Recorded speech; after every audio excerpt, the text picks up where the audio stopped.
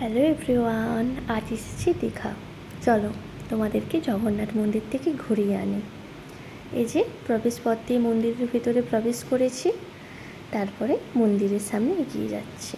এই দেখো, এত অপরূপ সুন্দর মন্দির, আর ওয়েদারটাও আজ দারুণ ছিল।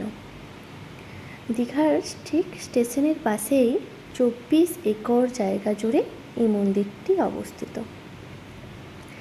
পুরীর জগন্নাথ মন্দিরের আদলে তৈরি আমাদের এই দীঘা জগন্নাথ মন্দির। এখানে আমরা কিছুক্ষণ দাঁড়িয়ে কিছু ফটো এবং ভিডিও ক্লিক করে নিলাম। এখন অফ সিজন বলে মন্দিরে কিন্তু দর্শনার্থীদের পরিমাণ অনেকটাই কম। দেখো আকাশটা কত সুন্দর লাগছে না?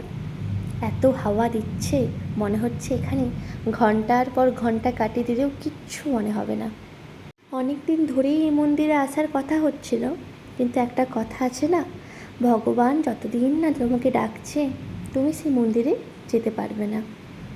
দিনের বেলা থেকে রাতের এই আলোকসজ্জা দেখতে আরও সুন্দর লাগছে। তোমরা যারা যারা এখনও আসোনি, তোমরা ঘুরে যেও, তোমাদের খুব ভালো লাগবে।